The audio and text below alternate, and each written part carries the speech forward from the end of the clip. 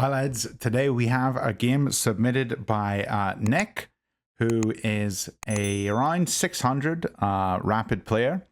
And I think this opening that he played in this game was one of the first times he said he had played it. Right? It's a new opening for him. And so that makes a lot of sense, not understanding the opening ideas.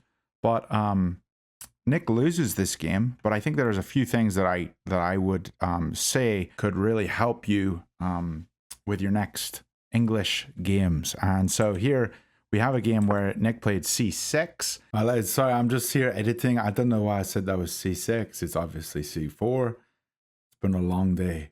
The English opening. And in this opening, you basically can always get away with putting your pieces on specific squares. The squares that we put them on are like this. A pawn on C4, pawn on D4, a fianchettoed bishop here with the castled king, and this little structure here, because it's fianchettoed, your knight on F3, and you don't touch the rest of the pieces. These pieces marked in orange, you don't really touch these ones. The bishop or the knight behind the two pawns. So if you can get this set up in your game, you're going to be doing really well. This is your basic English setup. And you can see that the bishop here is not well placed. Often you play b3 and the bishop comes here and looks down this diagonal. So this is what you should be going for going forwards in your English games. Let's see how it went for you. C4. Opponent played d6, kind of weird. You went for the fianchetto, nice. They played this weird move. You start fianchettoing your bishop. You put your knight out on f3. Everything here is great. You castle. This is fantastic. He castled. You played your knight c3, and only one move left here to match what we had here. Just one last move. Pawn to d4. He plays forwards, and so now you're thinking, I can't play to d4. It looks like you can't because the pawn's going to take you, but actually this is your best move. And you have reached this initial structure that we said, if I go back, you can see it's the exact same setup. This is what you want to reach. Here, if they capture, we can capture with our knight. Even queen takes is fine, but yeah, just capture with the knight here.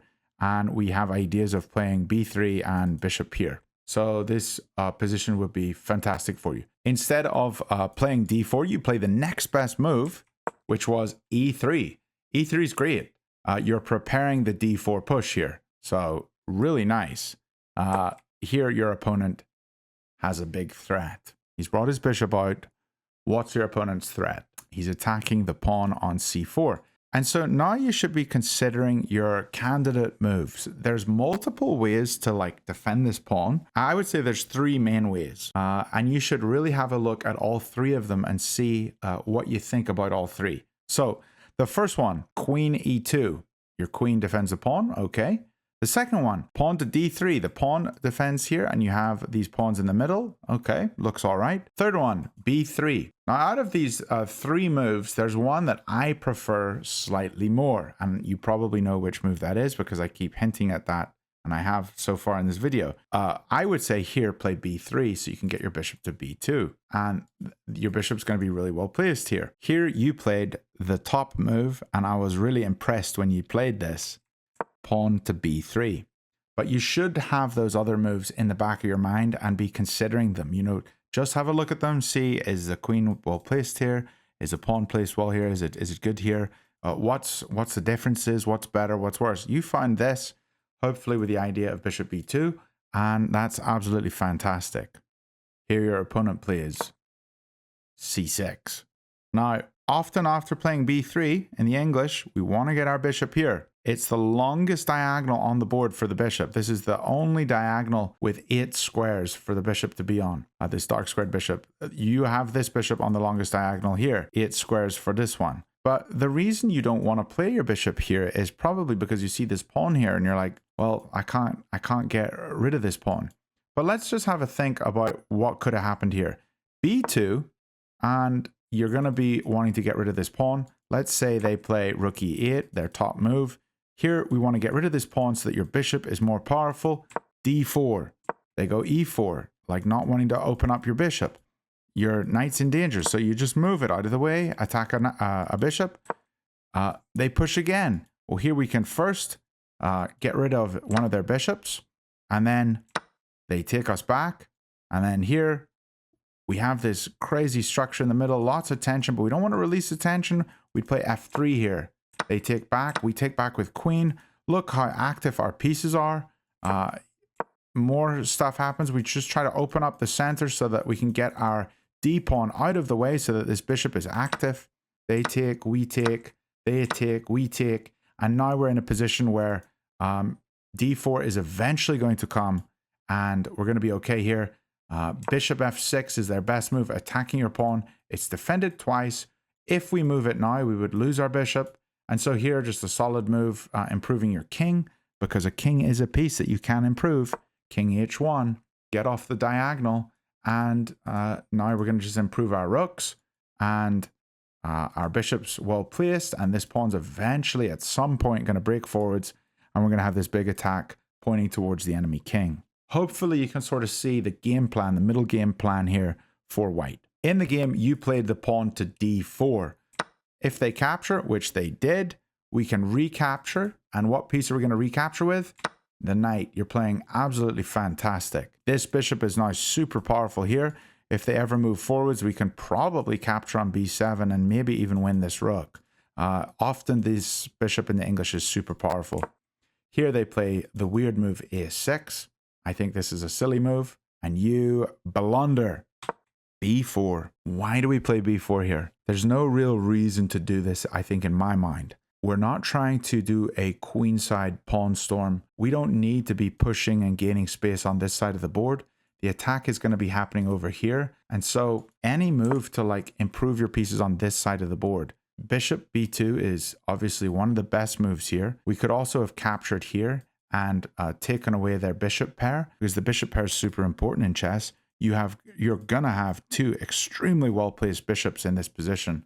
So I would say capture here and then think about this, and then think about maybe maneuvering your pieces over to this side of the board, getting your rooks centralized, and then lifting them and helping out in the attack. That's your middle game plan. b4 doesn't help you at all, and even worse than just not helping you, it blunders a pawn. And so your opponent here should capture, but instead they play the really idiotic move. This is even dumber than your b4 move. This is like the dumbest of dumb move. Like, I don't understand this move at all. Instead of even improving his rook, he basically unimproves it. Like, this is just really badly placed. You want it to be on the same rank as your other rook so that they can like protect each other. But this just is silly. I think eventually there could be, liable to bishop attacks, or maybe getting a queen here and attacking it. This just seems really stupid. He also just missed the free pawn. Here you played queen e2. I think this is a great move. You saw that your pawn was in danger and you wanted to figure out how do you save it. However, you could have considered some other candidate moves. What other ways can you save this pawn? We could also play queen d3 or queen b3. I particularly like queen b3 here because it holds onto both of these pawns, and both of these pawns don't have defenders currently. So queen b3 seems a little bit stronger in my mind, but queen e2 is a totally fair move. I think this is fine. Your opponent pushes d5, and now your b4 pawn is weak. And here you got to consider your candidate moves. Because your queen isn't on b3, you're going to have to waste time defending this pawn. And there's a few ways to defend it. We could first take off the bishop pair, and then we could play the very simple a3, defending on b4. But the move that you played to defend this pawn was very incorrect. So let's have a quick look at that. So you took here first, you got the bishop pair, really nice stuff. And then you played a way to defend this pawn. You could have gone c takes d5, just eliminated more and then tried to defend this. But here, instead of playing a3 or rook b1, both good moves, you played bishop to a3. This is just making your bishop, instead of being like a super powerful bishop on this long diagonal, you're making it a super pawn. And you don't want your bishop to be a pawn. It's doing the job of a pawn here. If you ever push this pawn, you lose your bishop. So this bishop is stuck here. It's like self-pinning. So now that this pawn is never going to be able to move forwards. So you don't want your bishop to be a pawn. You want your bishop here. You want to defend with the a pawn. So like if we just go here and have the pawn here, much better structure. The pawns are all defended and your bishop's well placed. Here your opponent takes the pawn and You recapture with queen. Now we've got a bit more hope because our queen is holding b4 and we can put our bishop back on b2 and play a3. We can fix things. Just take some time here and think, how can we improve all of our pieces? Bishop b2 should be screaming at you. You, however, come up with another way to improve. And I think I like this way that you improved. I just think putting the bishop on this diagonal is maybe more of a priority. So you can fix your pawn structure and then you can fix your rooks. You played rook to d1, which I think is really good. Your opponent moved their king. This is very slow. You played your rook up, continuing with your plan. I think this is good. Opponent moved their knight. Don't know what this does. You doubled your rooks. Good job sticking with this plan, improving your pieces. And now you just want to get this bishop improved.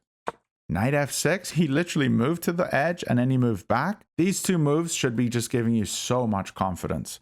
Like he's just wasting his time, moving his king here, moving his queen here. Like he's just playing really slow. So this back and forth should be giving you a lot of confidence and you shouldn't be feeling like you're going to lose this game. However, in this position, you do make a blunder. You miss something that your opponent can do. I think you saw this b6 square and you thought, let's jump over here and get into that square and attack the queen. But what good is attacking this queen? Like if you got your knight here, the queen could just hit you away. So getting your knight to this square isn't even all that amazing. You really just want to improve your pieces and jump over this way and start lifting your rooks and going for a big attack here. You don't need to like chase some silly threat, and it really backfires on you here because your opponent has a fork, which you missed. Pawn attacks both of your pieces. That's fine. We miss stuff to tactics. I blunder all the time. But you could be making more just positional, simple moves like getting your bishop here. Now, once you're in a position like this, you need to start considering some tactics, and I can tell that you did. If your queen's attacked, you're going to have to move your queen or attack the enemy queen or attack a piece of more importance like the rook or the king. And so in this position, I like that you played knight to b6, attacking the enemy queen. So your queen is in danger and the enemy queen's in danger. However, whoever attacks first is the one who's going to win. And you need to remember this. If you jump here, they can take your queen first. And yes, you take their queen, but then they get to take your knight. And even if you were attacking this square, you're not going to want to win a pawn for a knight. So just remember to ask yourself, who attacks first? He takes first, I take second, he takes third. I've lost. Here, you could have maybe considered the move queen to d4, which is still not good for you. You're attacking a piece of greater value. If he mistakenly takes your knight on a4, then you could take his rook on a7. So looking to attack a piece of greater value is another good way to get out of a threat. But honestly, the best move here is just queen c3, just playing back and allowing him to take, and then just fixing your bishop and playing up to a3. You could have also played queen to c2, and then he takes here, and then you could take a4. This way you get a pawn for the knight. I mean, that could have been okay, but jumping that knight in was definitely a mistake. Now I say that, and your opponent didn't respond correctly. He could have just taken your queen and then taken your knight, but he instead moved his queen, and this would give me a lot of hope. We've got a few moves here that can do well for us, but the simplest is jumping in here, grabbing a central pawn. He takes our knight, and now we improve our bishop and we look down this way. We're not able to take here yet because the rook's defending, obviously, but I would say here we've got a lot more hope than what happened in the game. He moves up here. You move your queen over, maybe thinking, I just want to protect my knight, but it's very easy for him to remove the protection here. If he plays c5 here, this is losing because we can just capture here and defend our knight with a pawn, but he's able to remove the defense of the knight. So you got to look for the tactics removing the defender, and he's able to just remove you as a defender. You can't come here to defend because the bishop's looking. So he does find this move, and now you're just in a lot of trouble. You're not able to defend this knight, and you haven't won this pawn either. So here I would just pull the queen back here and then take this on the next turn when he captures your knight. That's probably how I would play it. But here you move back to d3. He takes your knight and you can't even win the pawn now. So you're in a bit of trouble. You've just lost a knight for basically nothing, which is okay. It happens. But going forwards here, you want to think, how do I improve my pieces? The engine really likes queen to f5 here. On this square, you would be attacking the pawn. They have to go to c7 to defend the pawn. And then here you could play g4, hoping to play g5 at some point, and maybe coming in here and going for a big attack somehow. You did play back to d3. They took, and then here you played bishop to h3. Interesting choice. They move their pawn forwards, and you scoot your queen over. Just some simple moves here. Knight comes into the center. Bishop to e6, attacking this piece. Knight jumps back, and here you play the blunder. You see that your bishop's in danger from the knight, and you move your bishop, but you were already defending it. So here you just need to improve your pieces. Where can I place them? Bishop b2. You could also maybe start a kingside pawn storm. But moving your bishop here is unneeded, and you put it on a square where it can just be captured. Rook takes f5. Very scary. You do look for this really interesting idea. Rook d8 check. If he takes, well, you've got a checkmate in 3. So I really like this idea.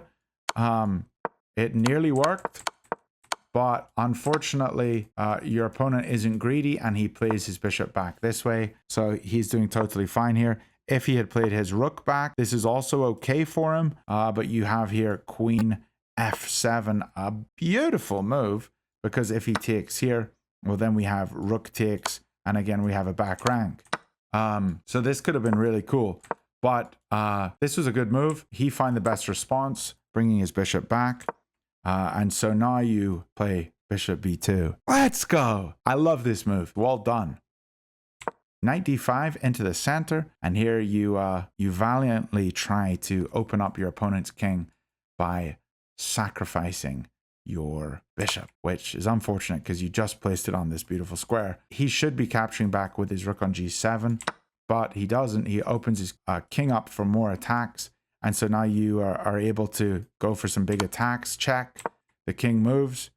Rook to e8. I love this move because you couldn't attack here. You saw the bishop was there, but you can attack here. So I like this idea. He moves his bishop. You attack. He defends with the knight, which is a mistake because now this piece is pinned. And if a piece is pinned in chess, you need to ramp up the pressure by attacking the pinned piece. How do we attack this piece? Rook dd6 would attack that piece an extra time. And then you could remove one of the defenders here maybe. Maybe he could come here. So maybe you wouldn't be able to, but you would have 3 attackers on this piece. And currently there's only 2 defenders. So you could even just sack here and then, you know, do an exchange and have a queen check here and the king's running. And there's probably some checkmate here, honestly. Like, let's say he does not this move. Let's say he does this. I think you're just winning. Attack here, attack here, attack here, here. And you've got h3 and g4 is unstoppable on the next move. Let's say he goes here, g4. That's checkmate. So always ramp up the pressure by attacking the pinned piece. That's what you need to be going for here. Unfortunately, you didn't do that. You moved your queen in, trying to get it more active. Okay, but it was doing a good job here. Your opponent moves their king, and here you have a check on g4 because this knight is pinned. It can't take you. The king's going to be in danger, but here you sacrifice your rook. So unfortunate. He takes. You attack his rook. He moves over. You defend your pawn. He moves his king. You sacrifice here. I mean, just play here. Like, keep your rook on. Keep it more active if you can. I would say just this move makes the most sense. But unfortunately, you sack here and he takes. And you attack his rook. And his rook can just pull back. But he goes for this check. And here, like, you're able to win a piece back for a pawn. And if you had a rook here on d6, I mean, you'd probably be feeling a lot better. But don't give up. I guess that's what I'm saying. Don't give up. You always have chances in a chess game to come back. But yeah, you kind of threw your chances away by just sacrificing some pieces or sacking the exchange. queen up, you move the pawn, knight in, you move your queen with a check, king moves, you take a pawn with check, great stuff, king d6, queen h3, and the end is in sight. So a few more moves and you time out. But I would say there's a few things that we can learn from this game. Number one, look for candidate moves. Always see what's your opponent doing, what are my 2 or 3 moves that I could do in response, which one is the best out of those 2 or 3 moves. In any position in chess, you can always say, what are the 3 options that I need to consider between? That way you know what you're calculating. Don't just find one move and then just go for it. Always try to look for like 2 moves or 3 moves. That'll help you make a lot better moves in the future, especially with this idea of going bishop to a3. It just made it so bad for the entire game when you could have just considered another move and then you never would have had a bad bishop. And you probably would have had a lot more chances with a bishop being on here for the entirety of that game. Number 2, try to get your pieces onto the most optimal squares. So in the game, you went knight a4 and then you were wanting to put it on b6, but even that square wasn't an optimal square for it. It was more optimal to get your bishop here and play up. And number 3, don't give up in the endgame. You started sacking the exchange and it's not over until it's over. Here you ran out of time, so it was over. But yeah, don't give up because you're playing a 600. He's going to make mistakes. So never give up and fear that your opponent isn't going to make mistakes. I hope some of these tips that I gave you, Nick, are helpful for you. And I'm excited to see you playing the English more powerfully next time. Thanks for watching, lads. Give me some feedback in the comments. Let me know what you think. And I'll see you all very soon. Bye for now.